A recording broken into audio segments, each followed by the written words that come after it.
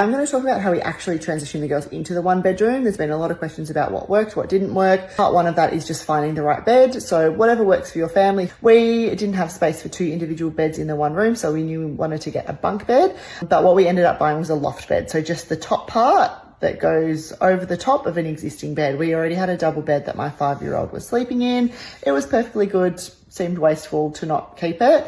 So we just built the loft bed from Temple & Webster over the top of the existing double bed. A few nights were not good. There was like some weird false hope I had on the first night. Bedtime was really good, and they both kind of went to sleep quite easily, which I was shocked about. It wasn't until night 2 and 3 that it was just like a disaster. So it was taking like an hour and a half, 2 hours to get them to sleep, and it was just not good. I don't know what it was. We were trying to just consolidate their bedtime, so we just did our normal thing, read books, had cuddles, put some stories on the Yoto player for them to listen to. They were just not going to sleep. They were fighting it. It was just not happening.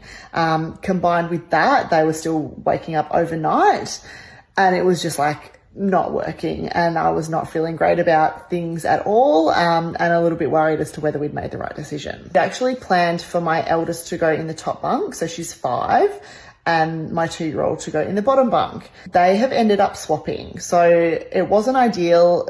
I didn't love initially the fact that my 2-year-old was up the top, but she can climb up and down totally fine on her own. It's very contained. There's railing all the way around, and they have just all of a sudden started sleeping much better and settling much better since we swapped. So we've decided to just stick with that. So now my eldest is down the bottom in the bed that she was sleeping in the double bed, and my youngest is up the top in the single loft bunk. So we weren't planning that, but it's just sort of how things have worked out.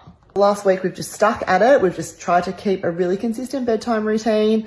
If the girls have been sort of up overnight, we've just been trying to settle them back in their own beds. And over the weekend, it has started to click. Things are starting to click. Bedtime is getting a little bit easier. We're just doing the one bedtime. We're lying with them until they go to sleep still, but we're only doing it once. That's fine. We can deal with that.